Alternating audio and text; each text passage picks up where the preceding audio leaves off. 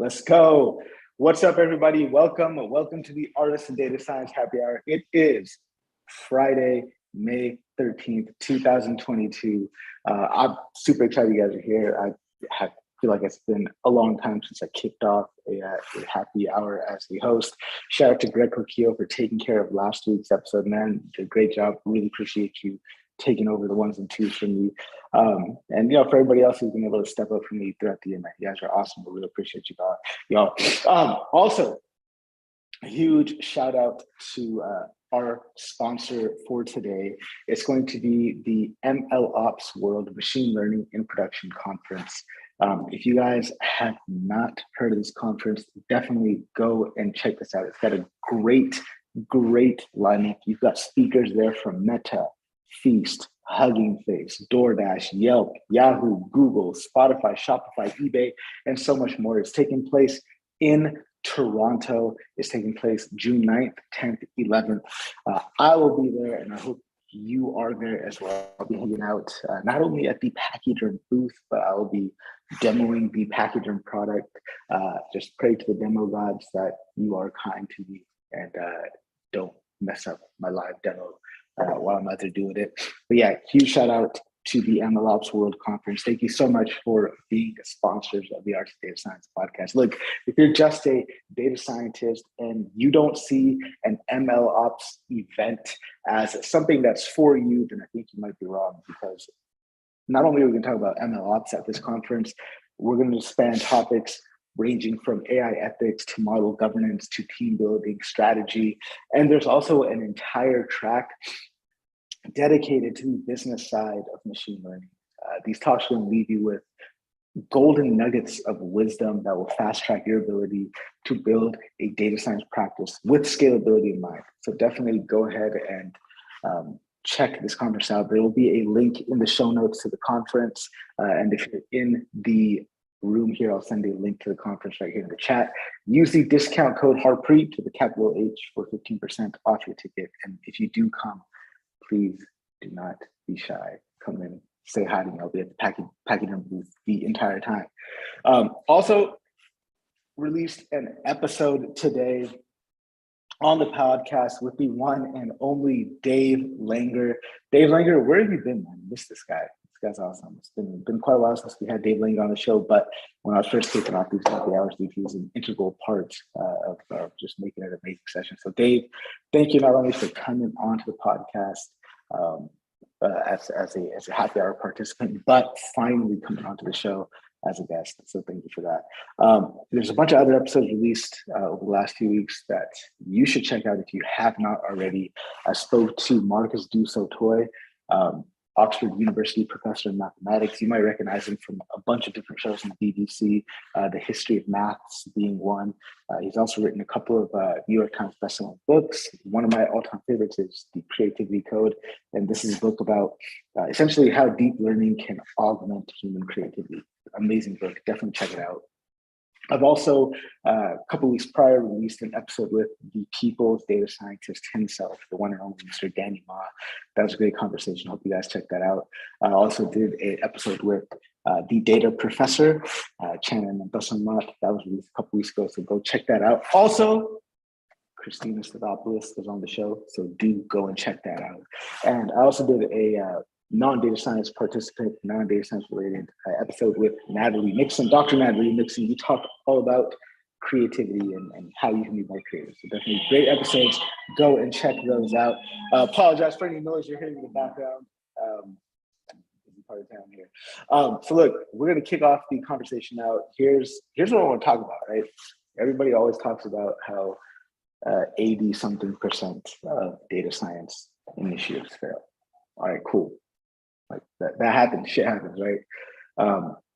But what about that 20% that actually do make it, right? So that 20% of data science initiatives that do succeed, what is so unique about them?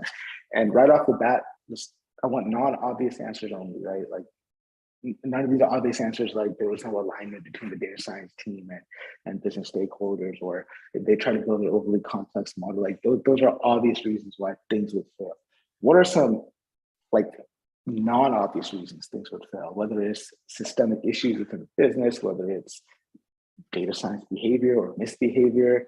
What are some non-obvious reasons that a data science initiative would fail? Let's go through this question, but then after this question, just putting Vin on spotlight here, I do want to talk about the recent post he did about the layoffs and there's been a huge amount of layoffs everywhere. Should we be worried about data science as data scientists about this, and what's going to happen to the tech economy going forward? So I do want to talk to you about that in a little bit, Vin. But Vijay, if you don't mind, I'd like to go to you first for this. What is it? What's so special? What's so special about these 20-ish% of data science initiatives that actually succeed? Yeah, sure. Thank you. I'm so happy to be here. Can you hear me? Okay, loud and clear. Yep. So happy to be here. This is my first time. I've been attempting to make this. So for me, I think 20% in my experience, what has worked is the change management, right? So sometimes you have a solution, but in certain situations, almost majority of situations, was something you would bring, there's a change in the process. Is sponsorship. How do you bring people together to adopt that? So adoption is really the key in my scenario. And there have been situations where the POC looks good, and after that you implement it, there are not many takers, right? So I can tell you that having that change management to be part of that. Also, we are technical people, and one thing I've noticed that what we think user will like, but user is totally different, right? You think this is a great solution we're building, you put it in front of them, they say, yeah, it looks good, but it's okay. If it looks good, let's go and implement it. And what we see there is that there's nobody using it, right? So there's a whole element of that, is that how do you really understand what user want? What is the experience for them, right? And so some of the regions I have seen those things really work well if you bring the user along with that journey of whatever the solution we are basically developing, right? So I would say the change management process that comes with is sponsorship. As things are changing, you have someone to basically make that happen. Users are part of the journey.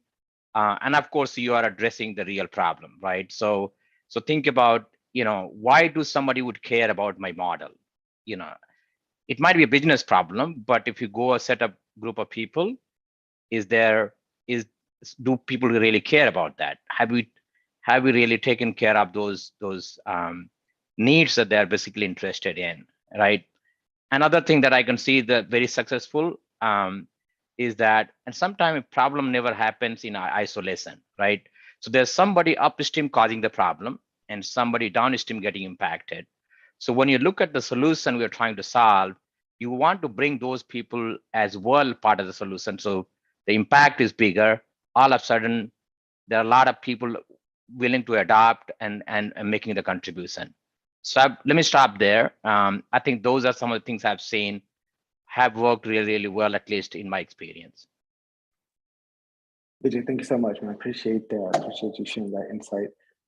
Let's go to Mikiko next. And then after Mikiko, let's go to Vin and then Tom. Also, shout out to everybody else that's hanging out in the room. Good to see all you guys here. It's been some time. Gina Duarte, good to see you again. Russell Willis is in the building. Erica Tonga. Avery Smith has just entered the building. Good to have you here, Avery. Also, Tom Ives as well. Vin Bishop and Mikiko. Thank you so much. Mikiko, let's hear from you. We'll go to Vin and then we'll go to Tom next. Yeah, I guess I feel like the reason why some of these projects succeed, and I know we said non-obvious answers, but I don't know, maybe this is not obvious or it is obvious. Sometimes it's the people on the project. Actually, maybe that's a mean answer, but yeah, sometimes it is, right? Sometimes you just don't have the skills, capabilities yet to make a model in production work. So I think that is a really real one. I think a second one also, and I wonder about this because when we think about the ML engineering role, sometimes it's kind of it feels like it's there to make up for a lack of investment in infrastructure and infrastructure teams. Because when I think about it, I kind of feel like if you treat models as sort of decomposable or kind of modular assets within like a product or service or platform, hypothetically, whatever model you work on shouldn't matter, like from a will it succeed or won't it succeed. So in that regard, like some companies, I feel like they have ML engineers because they essentially don't want to put effort into infrastructure. What I see in like really successful teams sometimes is you even don't have ML engineers, you have data scientists, and then you have like the MLOps or like data engineers or data ops teams who kind of work on stuff. And then essentially the data scientists kind of kick off a model, or like, they deploy the pipeline or whatever. And then there is like this system for which the model then goes down the cattle chute to then be like eaten or something, enjoyed. So yeah. Thank you so much, Mikiko. Appreciate that. Let's hear from Ben. By the way, anyone listening either on YouTube, LinkedIn, or even here in the chat, if you guys have any questions at all, please do not hesitate to drop your question right there in the chat. I will add it to the queue and we will get you some answers.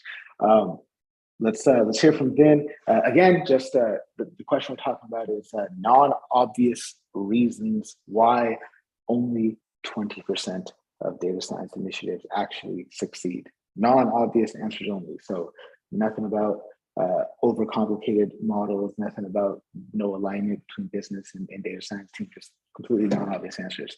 Let's go to Vin. And Avery, if you want to chime in, let me know. Russell, if you guys want to chime in, let me know. Just like raise your hand or whatever. Let's go to Vin and then Tom. Yeah, I think there's been a couple of studies that I've seen where they asked companies with data science teams, have you put anything in production yet? And somewhere between 70 and 80% are like, what? So that's one reason is, and I think Vijay and Mikiko both hit on this, they can't get it into production. It's kind of crazy to think that there are that many companies out there that have data science teams and they just, they've never made it that last mile. I've heard people call it the last mile problem in AI. And so that's one huge reason. The other one that I see so often is you've got to prepare users for models. It doesn't work like software does. Software it works. It'll do the same thing. At least when I code it, it works. It'll do the same thing every single time. And, as long as it stays within the specification of what it's supposed to do, it'll work. But models don't. Models will behave erratically. You can ask models to do stuff that you can't. I mean, think about Alexa. If you ask Alexa a question, like the weather, she's always going to give you a good answer. But, you don't have a specification for what you can ask Alexa. You could ask her a ton of stuff, but you start getting to the edges, like where can I find green jelly beans? Maybe she gets you an answer. Maybe she doesn't. Maybe she goes, I have no idea what you're talking about. So here's like a picture of one. But, and that's the cool thing about models is that you never know. You might find some new ways to work with them, new ways to collaborate. And I mean, human machine teaming is actually becoming a thing. But if you don't tell users, like this will not work every single time the way you expect it to, they get it. It doesn't work. They stop trusting it. They get rid of it. Yeah. Love it. Thank you very much. And if Alexa were to answer anywhere other than the Jelly Belly Factory, I'd be very, very upset. As a Northern California native, Jelly Belly Factory is right down the street, right there in Vallejo. Shout out to Tom Ives. Let's hear from you. And if anybody else wants to, chime in on this question, by all means, it's like just raise your hand. Let me know. Let me know in the chat, and we'll get you added to the queue. Tom, go for it. Slow to get off mute there. So this is a real pain point question for me for two reasons. I'm a freaking idiot is the first reason. The second reason is, hey, Avery, you didn't need to agree so strongly on that, dude. No, but the second one is just poor collaboration. Now, let me address both of them. First, if you're an expert entrepreneur, you will never make the mistake of developing something the market doesn't want. Yeah. But because we love cool things and we've got great ideas, at least according to ourselves, we'll go off and build something that not only does no one know how to use, but they don't even want to use it.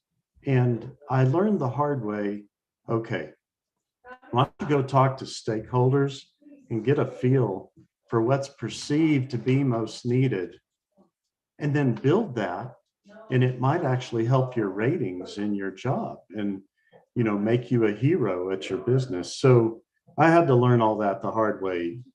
But even if you are working on something that you think's not glorious and you do a good job at it, you will become a hero if you're good at frequently checking in. Hey, I'm not all the way there to what you asked me to do, but this is where I'm at. Do you feel like it's on track?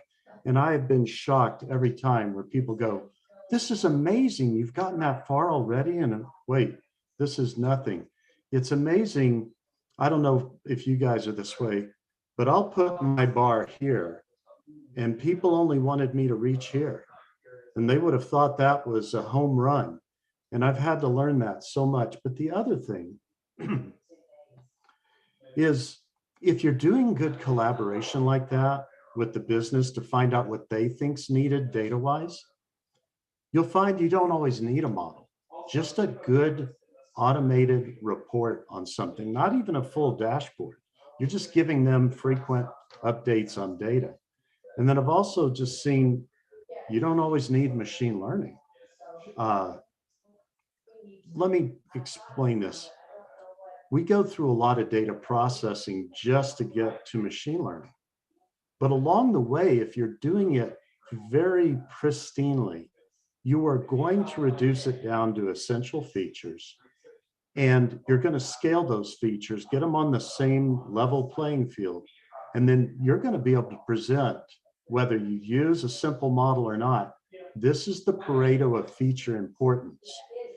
Now, if you think about modeling in general, the organization appreciating the Pareto of importance of features is much more valuable than telling them you're about to hit a pothole. Oh, wait, you're saying we could go down a whole new road and avoid all the potholes just by understanding these feature Pareto importances? Yeah.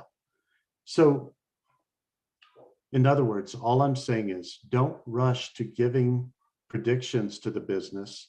Tell them, I'm doing this pipeline, I'm doing this data processing. Here's a Pareto of feature importances. I would think that's more valuable to you than the predictions, but I'm going to give you the predictions too.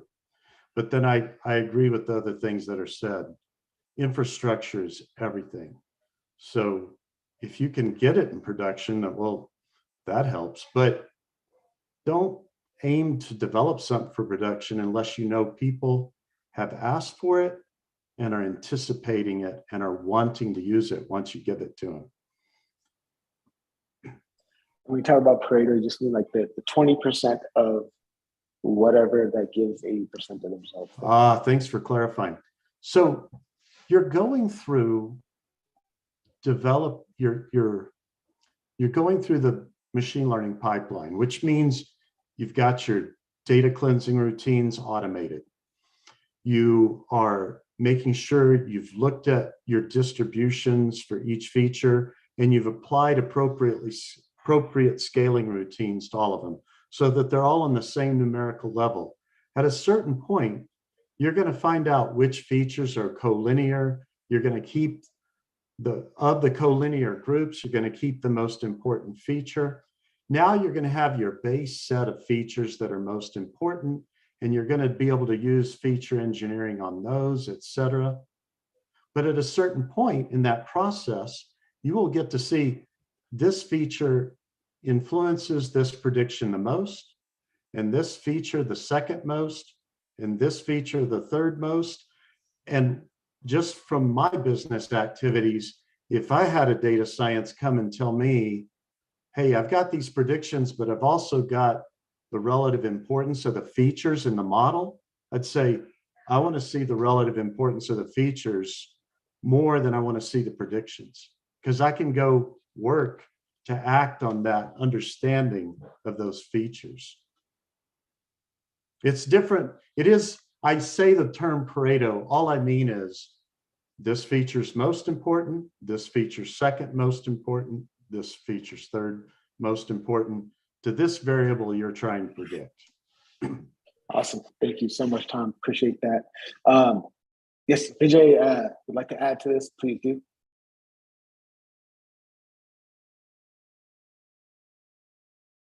You are currently on mute. Yeah, no problem. So while you go How ahead about and now? yeah. Sorry. Good. Perfect. So one thing I wanted to add, which is really a very critical piece, is, one thing that we want to be doing anytime we develop the model, we're talking about the prediction or any type of analytical solution is, end of the day, it's all about decision making, right? So I think what I have found is a very fascinated users, if they can get insights that can make them in decision making process, all of a sudden your adoption basically goes higher in those situations as well. So I think it should be part of the solution, exactly how the users is going to use that information that can help them in the decision making process, no matter where they are part of the process. So I think that can add the element is that if it is helping them in the any way decision making process, likelihood of that being adopted is much higher. Thank you very much. Greatly appreciate everyone's insights here. For those of you just joining in, just tuning in on LinkedIn, on YouTube, on Twitch, wherever it is, it's not. First few minutes of this conversation, we're just talking about what's so special, what's so unique, what are some non-obvious reasons why only 20% of data science projects seem to succeed. So if you're interested in hearing more, then do not worry. This podcast episode is recorded. It's on my YouTube channel, so go and subscribe to the Arts of Data Science YouTube. It's also going to be published on the podcast in just a couple of days. So keep an eye out for that. All right, cool. So let's go and hear from Vin Vashista. Vin, let's hear from you about the coming recession, man. You had this post that came out that's kind of talking about the bunch of layoffs, really, that we've been having over the last few weeks. Like, why all at once? Why is everything happening all of a sudden? Like, do these companies work together to just say, we're just gonna flood the talent pool? But yeah, talk to us about that. And then if anybody has any insight on this, anything to share, anything to add, please let me know. Vin, take it away. It's been running, I hate to say this, but it's kind of been building up since last year. Around summertime, I think everybody figured out at the same time that their growth numbers were starting to decline. And it was really led by sort of the attention economy companies. So social media, streaming, they were the ones who saw it coming. And a lot of it's a correction. It's a return to sort of pre-COVID numbers. Everybody went nuts during COVID. Anything digital, anything technology. We had a ton of digital transformation spend get pulled into 2 years that should have been really spread out over 5 or 6 years. And so everybody's stock price went stupid. And I mean, legitimately, if you look at valuations, they were insanity. Like, the numbers didn't make any sense. And so that started slowly decomposing and falling apart. And what's really been supporting a lot of the hiring sprees are the access to really, really cheap cash.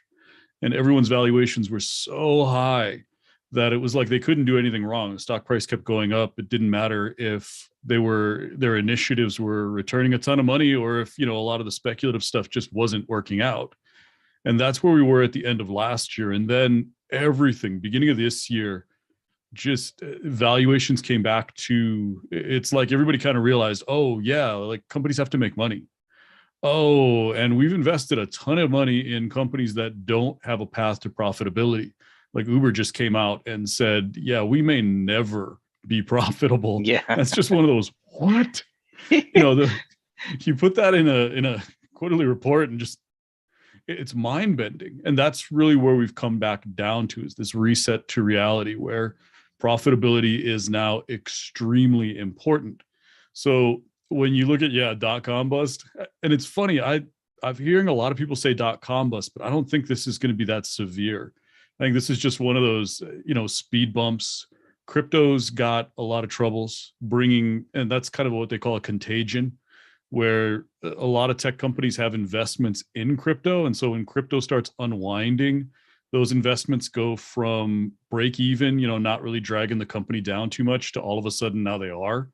And so they're looking longer term at, getting return on investment from their crypto investments. Metaverse is slowing down. And I mean, everybody was saying we're going to see a slowdown in the metaverse. There's going to be a bust. And then in 2 or 3 years, that's when it's going to be the massive opportunity. And and right now, the Amazons and Facebooks of the metaverse are being built, right now, but they're still 2, 3, 4 years down the road. And it's like every investor just didn't listen. And so what's happening now is we're having this decompression where companies' stock prices have been destroyed. And I mean, I made a joke about this on Twitter. If you miss earnings, your stock price gets pummeled. If you if you make earnings and issue lower guidance, your stock gets pummeled.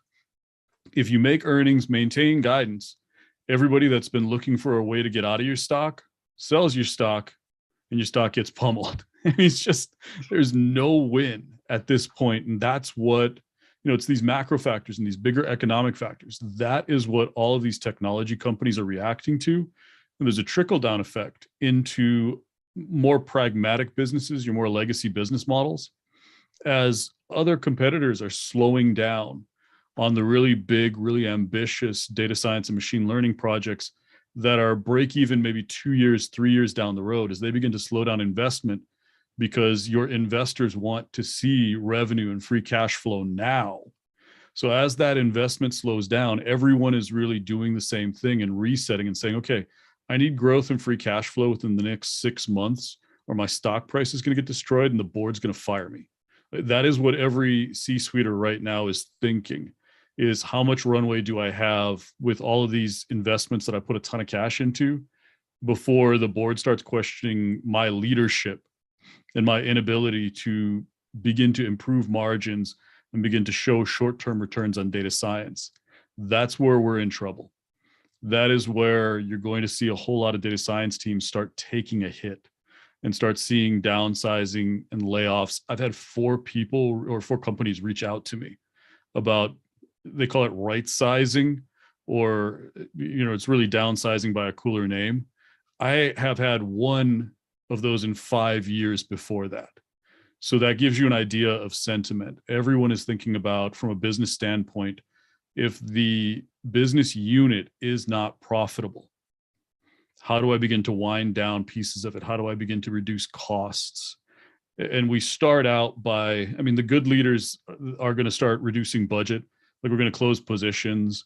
We're going to reduce the amount of money that we spend on software and infrastructure. We're going to close down the travel. No more expensing dinner, but that's only going to last you for about 3 months. And then we're going to have to start laying people off. And you're going to see it, at every single tech company. And then there'll be a trickle down effect. And it's more pragmatic companies that really overspent, and they have really profitable data science teams that they're not going to touch.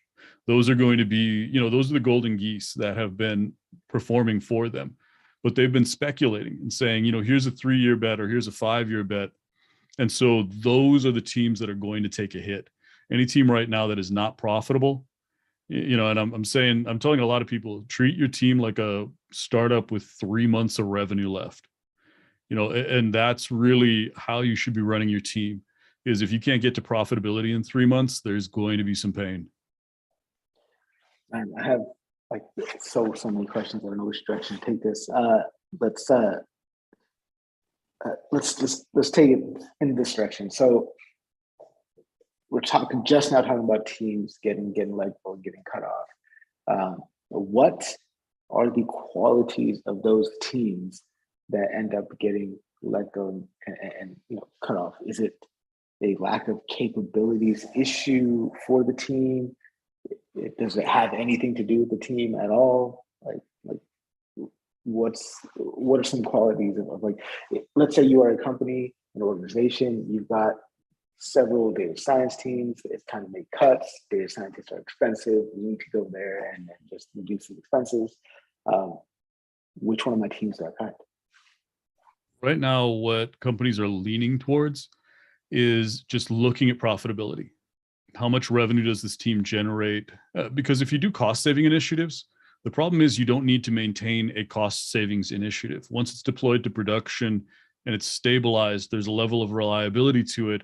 You don't need the data science team to maintain it anymore. You can have a team of analysts, maybe even a couple of ML engineers who can maintain a large number of cost savings projects.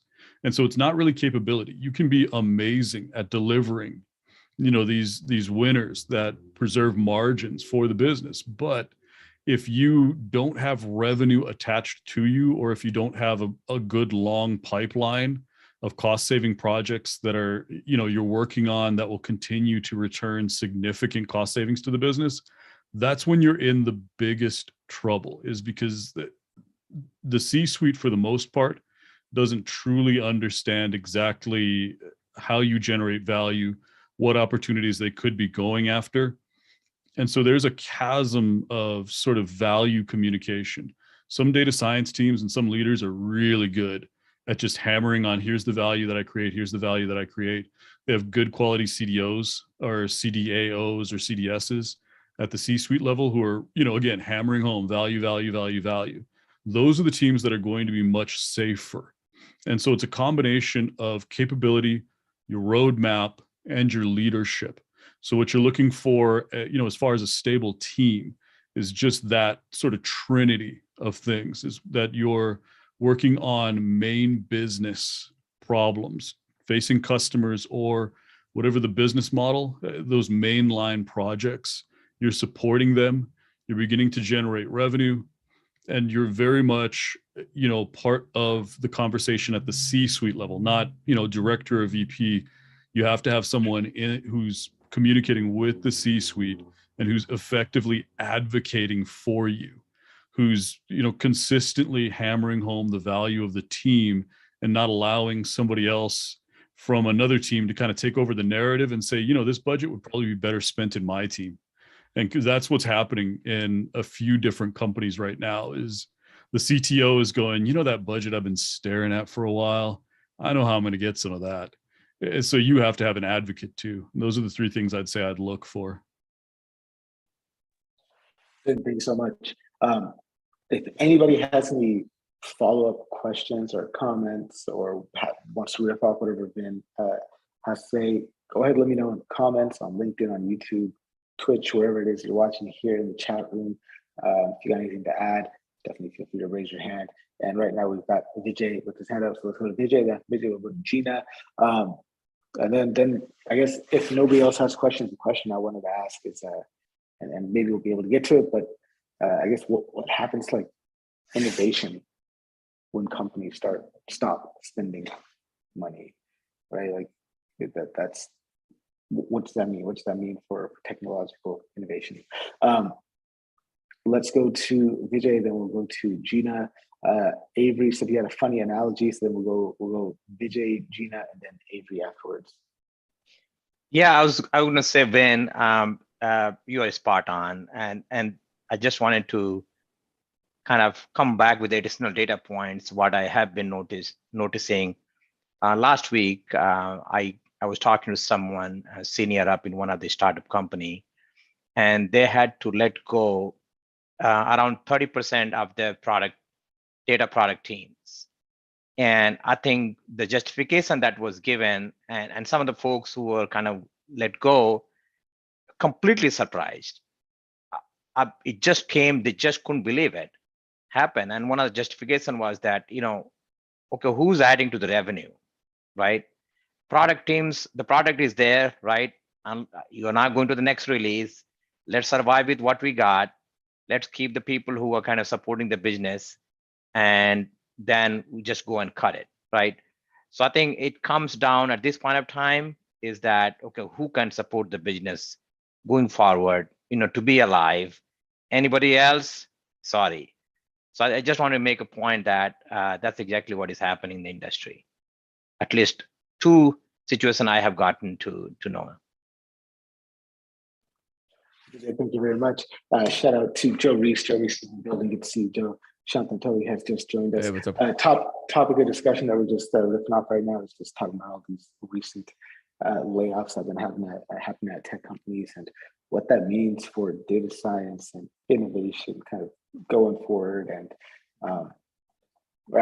just what implications that has on our field. Gina, let's hear from you. And then if anybody has anything to add or riff off of, please do let me know in the comments, raise your hand, drop something in LinkedIn, chat, or YouTube, and I'll be happy to get to you. Go for it, Gina. Cool, thanks. Yeah, so Vin answered one of my questions in the chat, which was how are tools companies doing? Makes sense. Vin, you're saying they're doing pretty well. So when we say tools companies, and you could probably articulate it better than me, but those kind of things that can sort of automate the data science and the pipeline building process, would you characterize it that way? Yep, okay, cool. So yeah, and then Vin, both your posting and this discussion remind me of a few things, and it just tells you that we see the same cycles repeating in business often. So quite a ways back, I worked for a solar division of a big roofing company. And at that time, solar was quite hot because California started the solar initiative, which had some, I think, very well thought out incentive structures and subsidies for solar to be more widely installed. Meanwhile, the backdrop in the industry was that there was a lot going on in Germany, Spain, and elsewhere. And so prices were going up and up and up on cells, on solar cells. There were shortages, which drove things up further. And then another backdrop was just the economy was so hot at that time that, you know, things were going crazy. And then, of course, when the housing market fell out, you know, a lot of this stuff just stopped. So companies went into that cost-cutting mode. And for a lot of people who were in solar, especially if they were trying to do existing home retrofits, that was really tough because people were funding it with all their home equity, you know, surplus. And then when the market just went, then those businesses just mostly ceased to exist. But then guess what? After a while, people kind of got things sorted out. They got they got more innovative financing models, much more like buying a car, let's say, than just you know, financing everything up front. And slowly but surely, that industry built itself back. So once again, it's kind of a thing of, you know, people rushing in. It's like a land rush or a gold rush, and then there's the bubble bursts, so those fall out, and then over time, that slow and gradual growth starts to happen, and that's where the sustainable growth comes from. And then one other point quickly is that I worked for a great big company, and I had shifted roles into a worldwide organization. And when new leadership came into the company, to a point Ben made in his blog post, you know, watch out when new leadership comes in, especially if they're on a cost-cutting thing. And Wall Street also tends to reward that. Oh, there's change and this company's too bloated and we got to cut people. And especially in a big company, if you don't have advocates or if you're a cost center, and I was in a worldwide unit that was a cost center, even though we had long-term programs that I think would be really successful, the return on investment was a few years out. So, I mean, pretty much the whole group pretty much got cut. So, but I think the key points I wanted to make is just these are cycles that we see again and again, and there's going to be fallout. So, you know, just a few anecdotes to underscore the point that it's where you're providing the value. That's the thing. Figure out how to do that no matter what. Gina, thank you very much. Comment from one of my former colleagues at Price Industries, Juan Ortiz, says solar was quite hot indeed. Obviously, like there's a pun in there. Thank you very much, Juan. Appreciate that. Let's go to Avery. Avery said he got a funny analogy. By the way, if you have a question, whether you're listening on YouTube or on LinkedIn or right here in the chat, whether it's related to what we're talking about now or something else, feel free to let me know. We'll get to your questions. Right now, we're just talking about the implications of this recent, just this last week of all these tech layoffs, what that means for us as data scientists, and maybe even what we can do to make sure that we are not one of those that get laid off. Let's go to Avery. Okay, so obviously kind of interesting times. Stock market's not looking great. Obviously, these layoffs not great. I'm not really old enough to like remember 2008. I'm not old enough to remember the dot-com bubble. But it's interesting because before I started doing consulting, I worked as a data scientist for ExxonMobil. Obviously not a tech company. But in 2020, you can imagine when everyone was going digital and working at home, that was not good for oil and not good for ExxonMobil. So we had a lot of layoffs in 2020. And I guess I saw the opposite of like, if like Facebook and tech companies were getting more traffic and, driving in more revenue, no one was driving and no one was flying. So Exxon was making a lot less money. And so we had a lot of layoffs while there's a lot of hiring at other companies. So a lot of people left and got jobs at like Amazon. So I think it all worked out for those people. But what's interesting now is, and our stock price pretty much halved. So most of the time when I was at Exxon, the stock price was like around $70. And it got as low as $35 just because of COVID. And then also due to, there was kind of a conflict between Russia and Saudi Arabia. And anyways, that made gas prices and oil go down. And so a bunch of layoffs happened, right? But what's interesting now is if you go look at the Exxon stock price, we're close to a 5-year high. And my point in just bringing this is it's kind of funny. And I know oil is much more cyclical than tech, but obviously this stuff happens. And even though like Exxon was down, 2 years ago and tech was up, and now it's kind of flip-flopped a little bit. And all of a sudden like Exxon's hiring. I think these things sometimes like they just kind of happen. Right. And I don't think, at least I'm not personally too worried about it. Because, give it a year, give it 2 years, give it 3 years.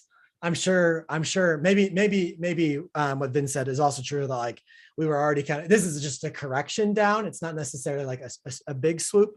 But I just think in all businesses, there's good times and there's bad times. And I don't think, at least for an industry wide, there's too much to worry about. Maybe more specifically, like for instance, I don't really believe in Facebook too much, Meta or whatever. That maybe their hiring freezes might be a little bit more worrisome. But I think as an industry, there's the ups and the downs. And my point is, when one year you're down, the next year you're up. So I'm not too worried about it personally. Avery, thank you very much. Even though you might not be old enough to remember 2008 or 2000, you are definitely old enough to make me feel old. So just for context, you talk about Exxon stock. I was just looking it up right now. March 20th, 2020. So just a little over 2 years ago, it was at $32, and today it's at like almost $89. That's wild. That's crazy. Oil was also negative back then. Yeah. Let's hear from you, Joe. Let's go for it. Yeah, I think the thing I'd be paying attention to is just the rates, interest rates. That's what kind of drives everything. A really good book you should read actually is .con. How America, I don't know. It's basically, I can't remember the subtitle of it, but it was written back in 2002, and it's about the .com crash. It is, and I read it a few weeks ago, and I think it's eerie how many similarities there are in the .com bubble to today. And I won't get into specifics. I think that I'll talk about what's changed and what's the same. But first of all, what's the same? A ton of speculation on companies that basically made very little revenue, or if they did, then they made very little of these other weird things called profits. But because there was basically excessive money, in the system, and so it was easy to get money, for investors to deploy capital. And the other thing that was really big at the time was online day trading was what had become a thing that had never happened before. And so for the first time, you had the middle class had access to spending an inordinate amount of money. Yes, that's the book there. Yep. That you posted in the chat. So, this confluence of stuff led just a huge amount of capital to fund pretty crazy ideas. I think then that party was brought to a halt by one excessive speculation, which always ends badly in the end, and then the Fed raising rates because there was surprise hints at inflation going on, right? And mismatch of supply and demand of specifically labor. And so fast forward to the financial crisis, very much a similar thing. Low rates, easy money, chasing what again? This time houses. It wasn't tech, but it was the same sort of speculative mania. Anyone who was around at that time, it was a crazy time. I mean, you saw your neighbors getting rich just like you did in the dot-com days. And the thing that I always look at is when you feel like your neighbor's a moron, but your neighbor's making millions of dollars off of something, then you're like, am I the moron? And so that ended badly. But what happened was the Fed lowered rates to near zero. And that's and I'd say for the last 13 years, that spawned what you see now, which is just a period of insanely low rates, too much money chasing few things. And what do you think happens? This is what happens. And then with COVID, I think over 40-50% of the money supply was printed in about a matter of a few weeks. So think about that. I think Warren Buffett calculated, when it was at the Berkshire meeting a couple weeks ago, he said $7,000 for every man, woman, and child in America was printed. So think about what that does. So in the last couple of years with COVID, you've had just an insane amount of money chasing too few things. That's why you have inflation. And so, but that means, well, what are you going to do about that? You got to raise rates. So that's the thing I'd be looking at. Now, of course, with the rates, it's very fascinating because I believe Shamath Palihapitiya on the All In podcast, he had a good figure where it was like for every 1% increase in the Fed's rate, you can expect basically a 15 to 20% markdown in valuations of startups. So if you get to a Fed's fund rate of maybe say 3%, you're looking at a pretty nice haircut coming from zero. So it's 45 to 60% off. So think about what that does. So what I think is going to happen is you're going to see a ton of down rounds, and anyone who's lucky enough to get those, the rest are going to be either purchased or probably die off. So that's, I think, what's going to be happening. So rates, Warren Buffett always said, rates are the Warren Buffett figure, but yeah, it's rates act as gravity on asset prices. It's as simple as that. So that's what's happening now, and it's going to be pretty bad. So, but I think good things come out of this because you just can't keep having this excessive speculative mania. It's insane. So anyway, thank you very much. No, appreciate that, Joe. Thank you so much. Talking about, if your neighbors are making a ton of money, you're not on the moron. So if you grew up where I did, your neighbor making a ton of money because they were in fact drug dealers. Let's go to Ben Rashista, and then Shantanu, if you got anything to add to this, please do let me know. I'd love to hear your perspective. Let's go to Ben. Avi, thank you so much for hanging out. Appreciate having you here. Yeah, I just wanted to real quick piggyback on what Joe said about the rates. The scary thing, and the reason why rates may go significantly higher than anyone expects, is because right now the drivers of inflation, Fed doesn't control them. That's the real scary thing, is that we've got supply chain issues and we don't know how long it's going to take to unwind those. We've got these cartels that are, and I don't mean drug cartels, I mean there's whoops, I shouldn't have used that word. But there are non-competitive forces and non-competitive markets right now that are driving all sorts of different things, not just gas and energy, but a lot of technology segments are non-competitive. A lot of, your staples are non-competitive segments. You look at cable TV, you look at telecom, there are so many non-competitive segments, and it's going to take a long time because they're just jacking up prices, not for true inflationary supply and demand reasons, but because they can. There is a definite, I don't want to use crazy economic terms, but there's, demand is pretty stable for things like a cell phone or for a cable TV package or for, a business to be able to get access to the internet and so on. And so demand is, we'll pay whatever and so that's driving a lot of inflation. And the Fed is under pressure by a whole bunch of people that don't seem to understand economics, that are telling them, raise the rates faster. And if they do, then the economy craters. Like we have a recession. And right now, companies are preparing for a 12 to 18-month recession and not a huge one. They're thinking contraction is going to be small, mostly flat growth. And so if that if the Fed overreacts and listens to the opinions more than the data, things could get a lot worse. And so the conditions, that Joe was calling out, where every time inflation or interest rates go up, you take a hit from a startup's perspective. It's really any tech company that takes a hit. And so you're going to see potentially more aggressive layoffs, accelerated, reductions of spending. And those are going to hit data science teams really hard, because if they're not profitable, the teams, can get cut back to zero. Because if they're not making any money, you could lay the entire team off. And we've got a ton of people coming into the field at the same time as we probably are going to be letting go a lot of people who have never delivered to production. When I was talking earlier about 60 to 70 to 80% of data science teams have never put anything to production, we've got this really ugly potential, perfect storm coming, where our field, as secure as it is today, in a year and a half from now, we could be in a totally different place. So a year and a half from now, things might change. The year and a half from now is the future. So what do we need to do to future-proof ourselves against a layoff? Let's hear from Shantana on this one. Greg Okio, shout out to you. And it looks like you're driving and everything, so I don't want to bother you. I will keep you safe, but if by any means you got anything to add, please do feel free to hop off on mute and get bigger. But make driving safe here. Shantana, let's hear from you. Hi, everyone. I just I don't have comments on the stock market or the economy, but the reality is that layoffs happen sometimes in troves and sometimes sort of more randomly. My general sort of feeling around this is that you have to be prepared, I guess, is a way, no matter how valuable you think you are to the company. I just got a new puppy. She came running to me. I'll show you guys real quick. Anyways, so cute.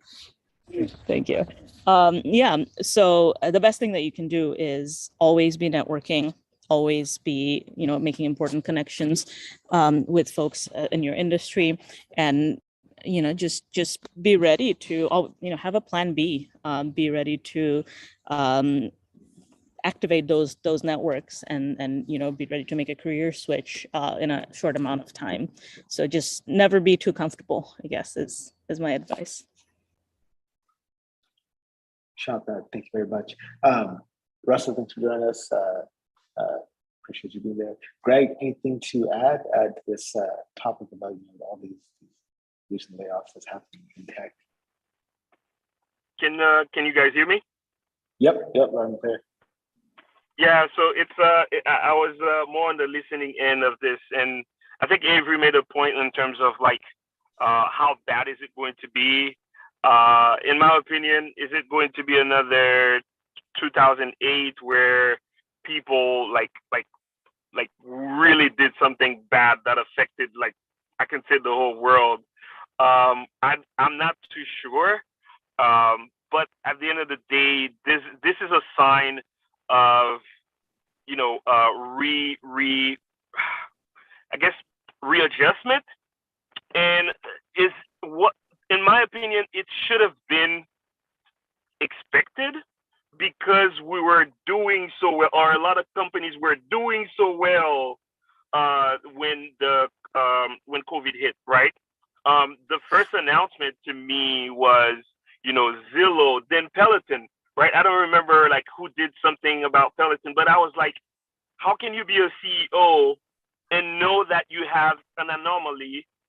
You consciously chose to go after that anomaly to prioritize revenue and hence profit, without knowing that once we were actively trying to solve this pandemic, things will get back to normal, thinking that you were going to remain an anomaly forever. So that was quite, I don't understand how our greed can just overshadow things that could have been avoided with a simple, data analytics, or, so to Joe's point, it makes you think that who's really the driver here? Is it really the Fed fixing the interest rate, or something beyond that, right? Can we call it greed? I don't know. I can't put my finger on it, but there are some forces that, you know, make us take decisions that we know can be fixed over the long term, right? Oh, if the market crashes, somebody will profit either anyway, and it will readjust itself, right? So those are things that we should definitely keep an eye out on. For example, on a personal side, I invest. Whether the market goes up or down, I invest, right? So I put a couple dollars here and there. And what that gives me is, I guess, peace of mind that this is a cycle, right? In these cycles, when things are bad, you see those layoffs, which are super unfortunate. And I think, Vijay, your point too is that who needs to go? Who's the most important person to stay? How do companies decide to do that? In my opinion, it's really culture driven. In some companies, they say without a sales team, you can't make money. In some companies, without the innovation team, you can't do anything. In some other companies, without the ops team, you can't generate anything. So it's really culturally driven. But I've seen like teams that have the projects that could have been are typically affected first, right? So if it's like an idea that you had that could have like worked out, they go straight to it first and eliminate that and say, okay, we can take a pause because our competitors are going through the same thing. So let's delay that to next year, right? And that's what drives them. Let's say a competitor didn't really eliminate any workforce. They're going straight on that innovative research or that stuff. They would have probably swallowed that pill and go next to the next pocket, right? The next pocket could be some cost out project they may be having. Or we hired too many people in the ops team. How can we go lean there, right? And then they go there, right? So it's kind of like everything. It's a combination of emotion, which is I'm adding greed to it, and then straight, I would say strategic business kind of thing. But emotion is the leader there, and that's impregnated into the company culture. Hopefully that made sense. Sorry, I said too much. No, I love it. Thank you, Greg. Just thinking off that point about the innovation team. I mean, I wonder if that's like a place where companies would consider not cutting off because we need the innovation team to figure out how to do the work of all these people we just laid off, but yeah, do it for free or reduce costs somehow. But anyways, let's go to Joe Reese. Joe, let's hear from you. And by the way, if you're watching on LinkedIn, on YouTube, on Twitch, if you're here in the chat and you got a question, please do let me know. I'm happy to take your question. Well, I mean, just following on Greg's point, I think he's absolutely right. It's there's a lot of drivers, and a lot of them don't really ever make any sense. But I guess they always do in hindsight, right? And that's why in the link I posted, at least in the Zoom here, a link to a book called Manias, Panics, and Crashes: A History of Financial, crises. And what I think it behooves everyone to actually study this kind of stuff, because what you realize is there's nothing really new that's going on. More like we just keep making the same dumb mistakes over and over again.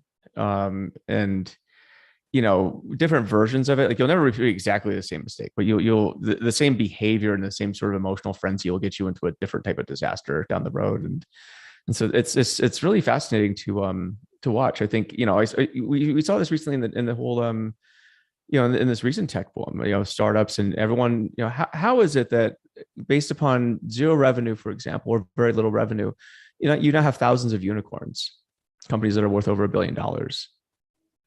At a fundamental level, that makes zero sense whatsoever, right? Like if you use a traditional financial valuation models, that makes no sense at all. I saw valuations being done on the number of GitHub stars and the number of people in people's Slack groups, and I know people that have raised at valuations between close to $200 million and north of $1.5 billion based on no sales and Slack member counts.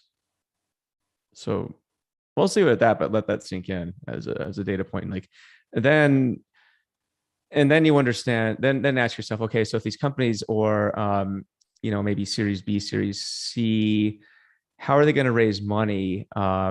and what's the future now that valuations are most certainly getting marked down. So that's it.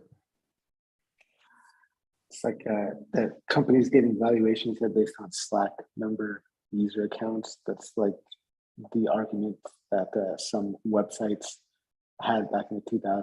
Windows eyeballs. Windows eyeballs. Exactly. The same thing. Yeah, Joe, thank you so much, man. I appreciate that. Anybody have anything to add here? Feel free to let me know. Otherwise, I just had a question. I was, playing around with Snowflake today for the first time like ever. Just literally going through the Hello World tutorial. Pachyderm's got an integration that's kicking off with Snowflake. We're launching that in just a few weeks. And like, what's the hype about Snowflake? Like, maybe I'm just not that prolific of a SQL user to get it. What is it about Snowflake that people just love? Would love to hear from you guys. DJ, do you got anything to add here about Snowflake? If not, I'd love to hear from Joe or Jonathan or Vin or Tom. Please let me know. DJ, anything to add? Yeah, I was going to. So earlier point, I think Joe was making. One thing that we have seen this movie before, and it feel like we never learned from it, right? And I think the one of the reason I can see is the emotions, right? When emotions get into play, all your experience goes out of the window, and that's what is happening, frankly speaking, in this one. And I was thinking in my mind, how come we're still doing the same thing? We're in the same place. You burn, if you have money in the stock market, you're losing money. How did you not learn it, right? So I think the emotions is definitely taking all the rational decision how we behave and how we act, even at the company level as well, to do that. So just wanted to add that. Yeah, thank you very much. Appreciate all that. And you know what? There might be risks that these companies take, but without these risks, we can't really drive innovation forward, can we? Right? We got to make all these kind of dumb decisions because that's how we keep pushing ourselves forward. But Tom, let's hear from you. And after this conversation, I really just want to know you guys' thoughts on Snowflake. So if you want to say something about Snowflake, let me know right there in the chat, wherever you are. But Tom, let's hear from you. No, Gina asked an interesting question, and I noticed that I think it was Kostab, and we're discussing something in the chat, but I have a thought, but I'm interested in others' thoughts. So as soon as you talk recession, you're worried about supporting your family. And it occurred to me, Harpreet, you and I were recently looking for new roles, and we landed in places we loved, but really got me thinking about some of the questions in the chat. Where do you go job market wise as a data scientist if you want to stay recession proof? And it occurred to me, wow, I really like where I'm at, what we're working on, but it's not going to suffer if the economy goes down. It's forgive this tangent, but one night recently, talking to the kids at dinner about why hay is important. And it got them thinking about, hey, pun intended, no hay, no pizza. Please make the connection. So it occurs to me there are some domains, and I think Gina was bringing up the point in the chat. What do you think about these ML or data science tool companies? No arrows aimed at you where you're at, Harpreet, but I guess it depends on what they're doing, how entrenched they are. I don't think data robots going away, for example. It just occurred to me, if it's a domain that's not going to suffer because of the recession, you're probably in good shape. But yeah, which areas do we work in that tend to be less safe? I guess I would think a tools company that's very new may be really scared, and someone that's serving an industry that it just is absolutely needed no matter the state of the economy, you're probably pretty safe. But that's a pretty simplified model. I'm very eager to hear the thoughts of others on that one. Excellent point, Tom. I think it's going to be jobs that require more creativity, right? Things that cannot be automated away, right? Like, for example, developer relations, for example, developer advocacy, I feel like is a job that, yeah, it's going to be affected by, you know, the tech industry and innovation being pushed forward, but these are roles that are highly creative. Yeah, they tend to be viewed as cost centers, but the work that a developer advocate, developer relations professional does can't be like automated. It can't. It's super specific knowledge, I guess is what I'm trying to say. It's such a unique combination of skill sets that you can't go to school to become this type of person, and yet this type of person is highly leveraged. They're able to contribute a ton of value with not a significant amount of effort, but a lot of creativity there. DJ, let's hear from you. If anybody else has anything to add, please do. Yeah, so I was going to say, so I'm in pharmaceutical industry, and that's where my expertise comes in. What I have found is in pharma, you know, economy goes down, up, right? We're still not able to produce the medicine that we are basically want to give to the, you know, to the patients out there. There's unmet need. So in a relative sense, I have seen that life sciences companies do well even in the recession time, unless their pipeline is dry and sales is going down. There are certain of that nature as well. But I can relate to one industry, which is pharmaceutical. Mostly for majority of the companies, I think they don't get impacted that much by these kind of changes. So that one thing comes to my mind. Vijay, thank you very much. Vin, let's hear from you. As far as talking about what industries are safe, what companies are safe, I think in the near term, just look at the cash position. You know, it's not even sector, it's not even, you know, really segment. The reason why a whole lot of startups right now are just dropping as many people as they can and getting as lean as they can is because they're assuming that they can't raise any more cash for the next probably 2 to 3 years. And so they're looking at how am I going to, you know, either reduce my costs or get a little bit more margin out. You know, can I raise prices? Do I have any pricing power? They're trying to survive 3 years. And so any company that's in a good cash position to make it through with stagnant growth or maybe a small recession like 2% loss, 3% loss or contraction or whatever. Yeah, you know, anybody that's got that kind of cash to survive that is probably in an okay shape. You're going to see layoffs no matter what. I mean, shareholders are going to almost force it because what you're seeing is institutions cycle out, short-term investors are cycling in. They're the ones who always tell you to do the short-term things like lay people off who you really shouldn't, because you're going to need to just hire them in 2 years. So it would be cheaper just to keep them. But so you're going to see a little bit of short-term thinking at every company, but every company that has a cash position right now that'll get them through the next 2 or 3 years is a good, it's a good bet. The thing that I'm seeing probably about 3 years down the road is kind of Harpreet, what you're saying is they're going to stop investing in innovation. And the companies that stop investing in innovation are going to get leapfrogged by companies that continue to do it under covers. And what you'll see is you can't talk to investors about the amount of money that you're actually spending on innovation. And so when we go into these sort of recessionary periods, some companies are smart and they keep the innovation pipeline going and they keep moving forward with these projects. They just slow it down a little bit. And they'll always couple it to short-term gains, short-term wins. They'll figure out how to spin off pieces of it that make profitability, make it look like a normal business unit, even though under the covers, there's a lot of innovation going on. And those are the ones that come flying out of the gate. And what I think you're going to see is in 3 years, when those companies come out and they start really throwing out new and innovative product lines because growth is back, and it's okay to talk about long-term bets, other companies are going to be so far behind because they couldn't do that there's just going to be a die-off.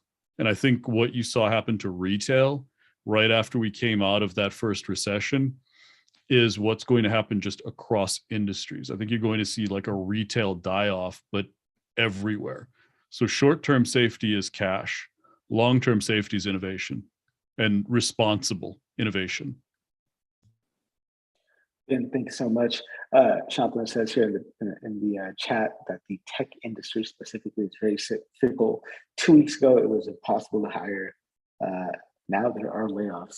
So there's a lot of good action going on in the chat. If you guys want to be here in the room, you can check out http://bit.ly. That's bit.ly/ADSOH.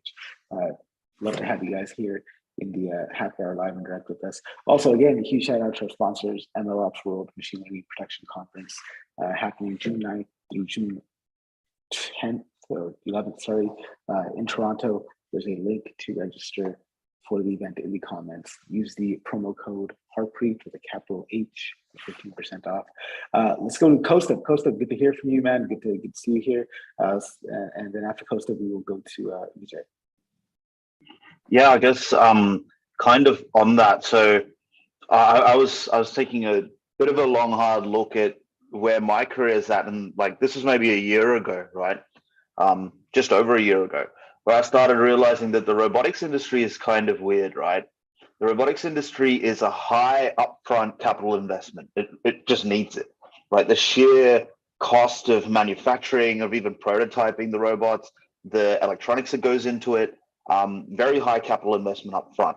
And typically you don't see that payoff until a number of years down the line because you need to reach a certain amount of scalability. Now I'm talking more field robotics than say process automation or say industrial automation. But that's where I kind of looked at the field robotics industry and I went, okay, how do I as a computer vision engineer see this through, where I'm going through this almost a lean patch economically, where some small robotics teams are doing really well because they have a very specific job within, say, oil and gas, for example, where they're doing, I can name one or two here in Sydney, and they're doing really well, but the other robotics companies are struggling to find capital. They're struggling to, and we started seeing this maybe just over a year ago in robotics, and now I think it's starting to hit the wider market. And like, this is the first time, I've only been in the workforce since like 2016, 17, right? So I'm really new to all of this, and I'm looking at this going, okay, so how does someone like me approach this behaviorally, right? What are we've seen, okay, so from a business perspective, like Ben was saying, if you focus on cash flow positive and you focus on essentially how do you keep as much of your R&D development for your future afloat, those are the key winning traits of a business. What are the key winning / key losing traits of an individual, like a junior engineer or a intermediate engineer? That's behaviorally something that I don't know. I've never experienced. So I'm really curious what the room thinks. So the question there is, the core question is, what are the qualities of the individual, not like the team, or whatever, the qualities of the individual that make them valuable. I like this. That we're really honing in on this. Vijay, I think you had your hand up, or actually, no, I had the previous comment I had made already, so I addressed that actually. Yeah. So Shantanu, let's hear back from you on this topic. We were just talking about how to make yourself future proof. So I guess kind of doubling down on Kosov's question there about just qualities that make you not only future proof but just invaluable. Sorry, you cut out a little bit for me. What was the second part? Yeah, so Kostov, correct me if I'm wrong, the question that you're asking is, what are the qualities of the individual contributor that will make them invaluable to an organization, right? Kostov, did I get that? It's essentially, yeah, but maybe the easier question to answer is, what are those behaviors or qualities of an independent contributor that don't make them valuable or lose value quickly? Right, that might be easier to answer than say, hey, this is what makes people super valuable, right? Because that can come in so many different shapes for different businesses. I would say it's kind of the cardinal sins, really, like lethargy, sloth. I mean, think of the qualities you like and you don't like in people, right? And then translate that to somebody you're paying good money to. I mean, I would evaluate it through that lens. You know, if I didn't like you before, I probably ain't gonna like you now, for example. So, you know, and if you aren't, you know, and I'd say that, you know, to answer your original question, if you you know, if you look at what the qualities of what makes somebody, I would say, indispensable, it's going above and beyond and trying to, you know, and focusing on keeping the business going and keeping the business, you know, growing, preferably. I mean, it can happen in recessions. I've seen it myself. But it really, you know, it takes a different quality where you're going above and beyond and trying to say, okay, well, maybe that's not in my department per se, but I'm definitely willing to pitch in and help. Like I'll keep that person around, you know, as long as possible, right? It's the people who are basically like, you know, phoning it in, you know, not making an extra effort, I would say. Like if you think, you know, here's the deal, just because you got a job that with a certain job description, and when times are tough, you're expected to do more. That's how it is. And if you can't do more, then I guess I'll either need to find somebody who can do more, or I'll just start doing more with less. So, you know, it's just that's how I see it. And that's how I've operated, you know, in recessions in the past. So it very much is the eye is on like, what are you doing? What are you doing to help out? So I would just say like, make sure you're just busting your ass, showing what, you know, your capabilities and making sure you just are indispensable. And that alone is going to get you, that gets you far in great economies and gets you even further when times are tough. So. Joe, thank you very much. Shantanu, let's go to you. If anybody else has anything to add, please let me know. If you're here in the chat, if you're watching on LinkedIn or on YouTube or on Twitch, and if you have questions, you know to drop them right in the comment, and we'll gladly get them. Shantanu, go for it. Yeah, I'll push back on Joe's point just a little bit because it's, you know, it's, of course, those who will put in the extra effort are likely to get recognized more. But at the same time, if we're putting that pressure on everyone, I mean, people have different priorities. You know, people have different family needs and, you know, and things like that. And work-life balance is extremely important as well. So I just don't think it's super healthy to, you know, just like put you're all in towards the goal of, you know, of your employer. And then, you know, even if you survive, you know, the set of layoffs, I don't think that's super worth it to like sacrifice other parts of your life to do that. What I do agree vehemently on is if you mean by above and beyond, like making the impact of the work that you're doing obvious and sort of connecting the dots between different departments, different needs, and really, you know, rolling up what you're doing into what the business is interested in, that I fully agree with. I just think that can be done strategically rather than sort of just, you know, working away at it. Well, yeah, I mean, as an employer, be smart about how you're, you know, what you're demanding of people. But, you know, yeah, I mean, I think we're more in agreement than we are in disagreement for sure. It's, you know, because the thing is too, if you treat your employees like crap, the first thing you're going to do when the times get better is you're going to go somewhere else, right? So, and then you don't want that reputation, but at the same time, it's definitely, here's the deal: more is going to be asked of you. It's as simple as that. And like, you know, and I think it's interesting because a recent generation, I would say, of like tech companies has coddled people, I think, to a very uncomfortable degree, to the point where it's like they don't understand what it's actually like when you have a downturn. Like I've been through many recessions at this point. I've seen it, and it's like there's peacetime and there's wartime. This is wartime, and unfortunately, when it's wartime, you know, bad things happen. So, and I think the days of like, you know, the things that irritated me back, you know, in the, you know, the last 10 years, this has been, you know, startups raising a bunch of money and, you know, ping pong tables and all this cute stuff, kombucha on tap, and like massage therapists coming to the office, all this cute shit, right? I'm old school. I don't care about that stuff. You know, as a boss, I'm like, here's expectations, you know, let's make a fair agreement on what's expected of you. That's it. You know, I'm not here to give you, you know, free beer Fridays or something like that. It's not my style. It's just like, you know, we have an agreement. You're here to work, you know, I'm here to help you grow your career. That's it. So. Yeah, I mean, it's proven too that stuff doesn't really help the employee either. Nah, it's all bullshit. Seriously, it's stupid. So, but the thing I was joking actually with Ken G about this because we were trading a swag at my house, like startup swag, and it's like, God, the really horrible thing is we're about to see the swag apocalypse happen. Like all the startup swag's going to go disappear. And there's a lot of nice swag out there, but it's like, we're trading socks with each other and a bunch of other things, and it's like, yeah, I'm going to really miss these days. so anyway, no, I think it's a great point you bring up, Satona. I mean, it is I think, because at the end of the day, it's easy, and I've worked in enough toxic environments where it was like, in good times your employer was just a total asshole to you, to be frank, right? And it's like they just abuse you, and in a bad time it's like, yeah, what have you done for me today? Because if you ain't done nothing for today, then you can get out. So I've had that happen, and I've left those places. I left a job in 2010 in like the depths of the Great Recession. And I had a kid on the way. I had no option, but I was like, I know I got enough money and I got enough skills. I don't need to put up with this crap at all. So, I think it's an extreme case, but it was bad enough for, I was like, so I've had that happen. I've had bosses that are just so toxic. I'm like, I'm not dealing with you, even though every rational person says I should deal with you. I'm not. So yeah, it's a great point. So Joe, I would say that, being asked more for someone, it's coming in a natural way, in the sense that if you're letting some people go as a company, then you're asking someone to fill up the gap, right?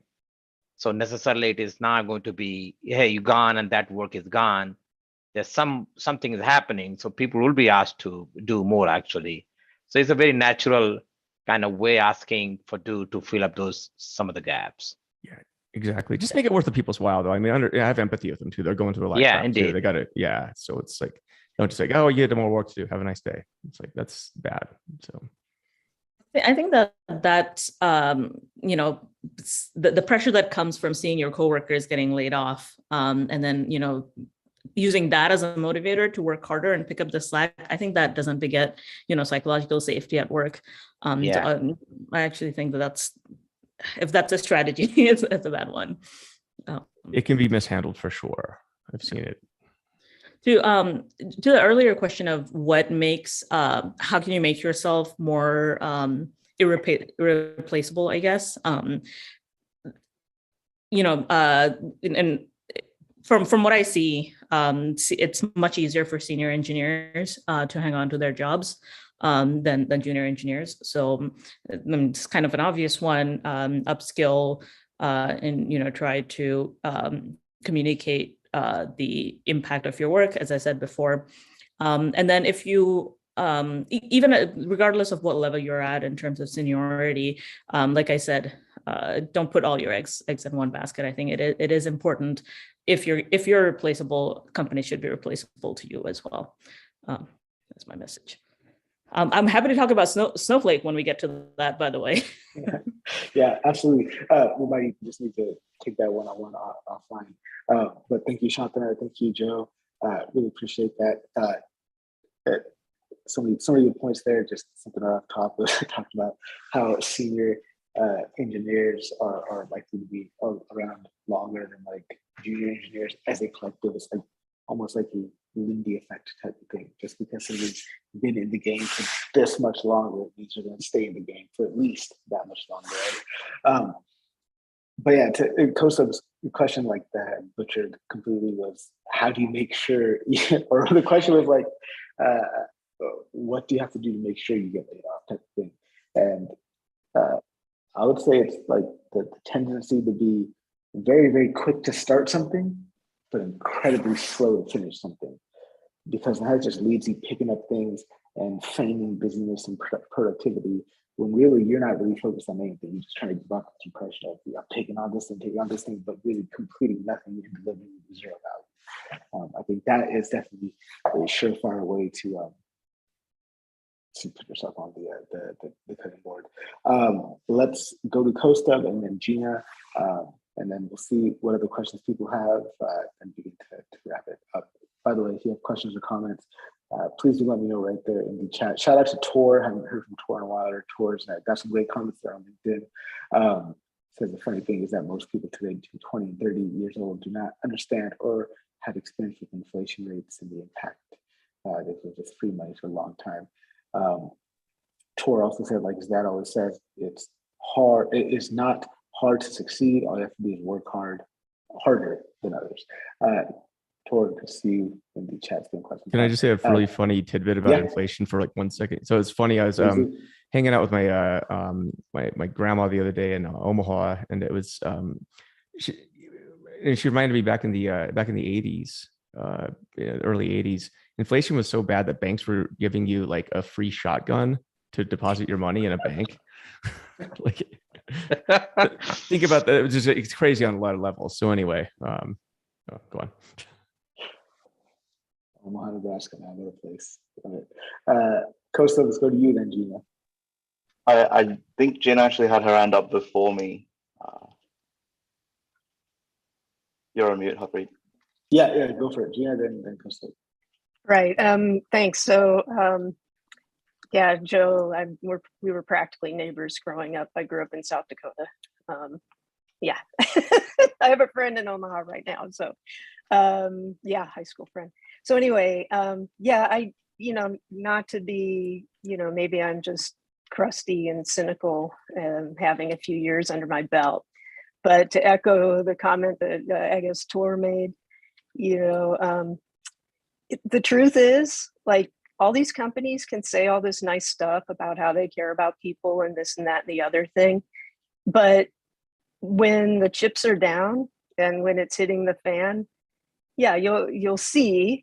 I totally agree with you, Santona. Don't get me wrong. I totally agree with you. And what I love about the next generation coming up is, like, they seem to be quite serious about, look, you know what?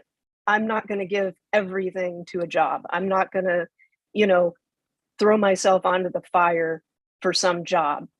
I think that's a way healthier attitude than, let's say, some of the people, in the thought process of my generation and the one before, where it was like you were your job in many respects. At the same time, I just kind of want to inject, yet another dose of realism, as Joe has, that it's going to happen. And to some extent, and like Vide said, I'm sorry if I mispronounced your name, but it's natural that when there are layoffs and stuff, that people are going to be asked to pick up more. And then you have a decision to make. Your decision is, am I willing to do this? Or do I have other options? And if you have other options, or even if you don't, like Joe said, I mean, I've been in toxic work situations, and sometimes it's like, look, I don't care. I need to leave because I need to, like, I can't handle this anymore. And I've put up with a lot of stuff. I'm pretty tough that way, but you get to a point where it's just like, this is BS and I'm not doing it anymore. But all I'm saying is like, it's give and take. So we always have a choice, right? Even if our choice is to jump off the cliff into the unknown, we do have a choice as far as whether or not we're gonna stick it out.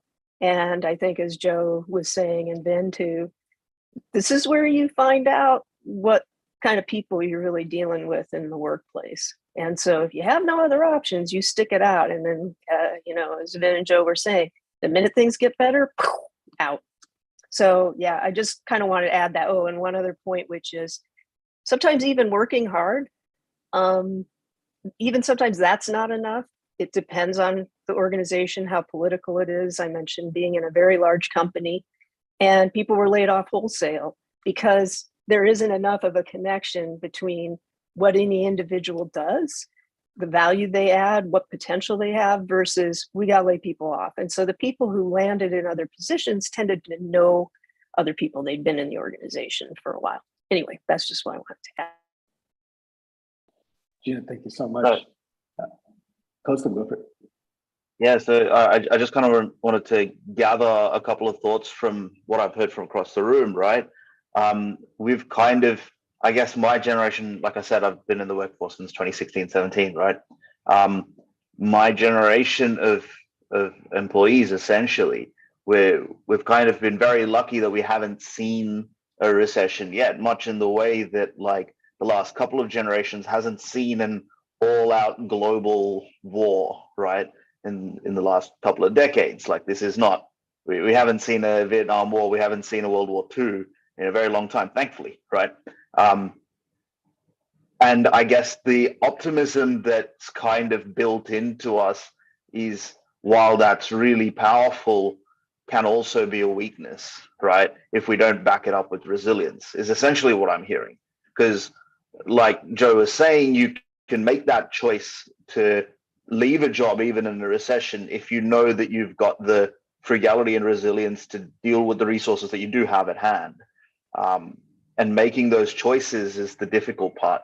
So how do you, so I guess my big takeaway from this is it all comes down to resilience, right? It comes down to resilience and understanding what your values are and how you're able to trade off your personal values, right?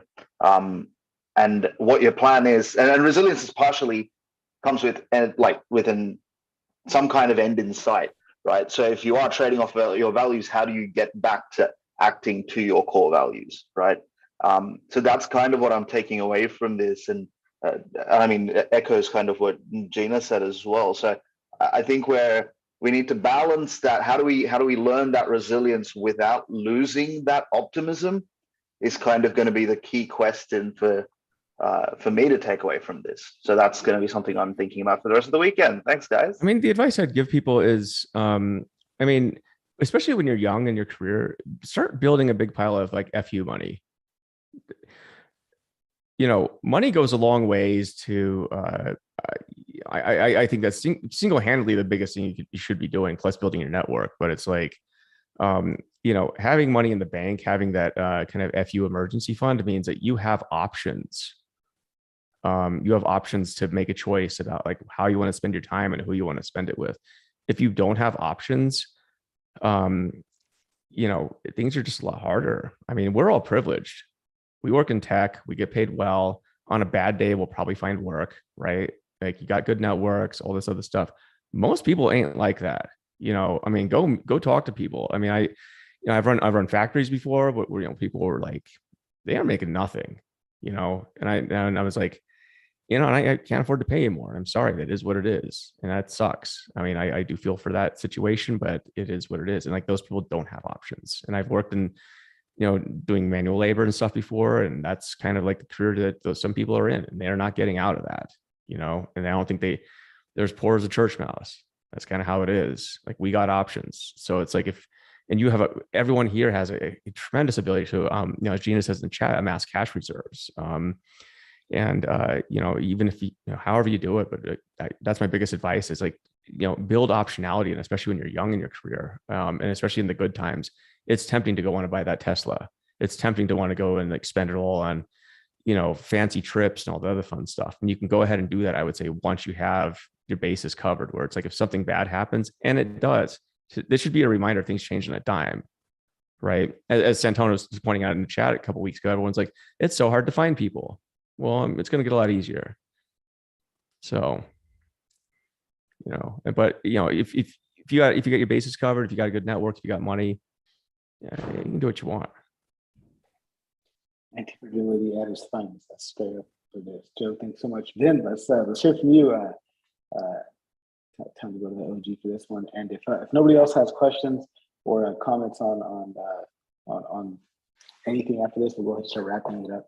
Sean and I will call at you to sync like one-on-ones. We talk a bit about Snowflake and also maybe see what Astronomer and Pachyderm can do together. That would be pretty awesome. Joe, thanks for hanging out. Appreciate having you here. Vin, let's hear from you. Yeah, I think the greatest line I've ever heard from a movie is, anybody tells you money doesn't buy happiness doesn't have any. It's the truth. You know, it's it's a lie. So, I mean, you know, what's the best position you can put yourself in? It's the one where, yeah, boiler room. I had to edit out one of the words in that line, but yeah, it's, you know, if you put yourself in a position where you can start your own business, that's where you want to be, because you begin to every day generate wealth for yourself, and it's generational wealth. Having a business that you can pass on, that has valuation, and especially now when we see the M&A cycle that's going to happen, even companies like mine are getting offers. Like it's dumb what companies are trying to buy right now. They're trying to do acqui-hires where they will buy a company just for its people. because it has capable people and they haven't been able to hire the type of talent that they need and assemble the team. So they'll just buy a company. So if you want to talk about who's going to be most successful at the end of, in the middle of every recession, we have an uptick in business formation, business birth. This happened during COVID. If you look back to 2012, I mean, that's when I founded my business. If you look back to 2001, and there are unicorns that keep showing up out of each one of these recessions. And some people are coming out of college that are starting businesses that survive, do well. And, not every business is going to be a unicorn. Many of the successful businesses that come out of each one of these are just businesses that do mid-7, low-8 figures. And they slowly over a decade grow into something that's, like I said, generational wealth. Now you have that money, you have that stability. Most of the share of profit is not going to go to the employees. So when you talk about, the value that's going to go to somebody, it's always going to the person who owns the business. And so when you talk about the best way that you can generate value for yourself, no matter where you go career-wise, it's always going to be creating your own business as the best possible way forward. And so if you're an employee right now, that's what you want to start building is entrepreneurial capabilities. You want to start building the ability to innovate with value. And this is all stuff you can do inside of a business. It'll make you super valuable to the business because you'll be able to talk to the C-suite in the C-suite's language. Their language is, I spend cash, where am I going to get my return? And if you run your team like a startup, the C-suite's going to respect that. The C-suite's definitely going to move you forward. So even if you're in an early stage of your career, if you run yourself and your projects like a startup, that's step one. How fast can I generate some cash with what I'm doing right now? Is there something I could be doing for my team right now that would generate more cash? I should bring that up. I should talk to somebody about that. Hey, I could be, if I did this, it would bring up more cash. And it's not really, hey, this is cool technology. It's, hey, I can make you some more cash right here. I see a small bag of cash. Can we go get it? And it's that type of hustle mentality. And I think, because of your generation and your generation has the hustle mindset. You don't have the work ethic. And I think there's a difference that we have to start calling out. You guys have hustle culture. You have hustle mindset. You don't have the work ethic. And the two are different things. Hustle is completely different. And and it really takes late Gen X, which is what I am. I'm that late 70s Gen X to kind of be able to bridge the two. And your generation is going to be super successful in companies that are run by people that are my age, because we're able to understand where you're coming from. And we still have that kind of boomer work ethic that's built into us.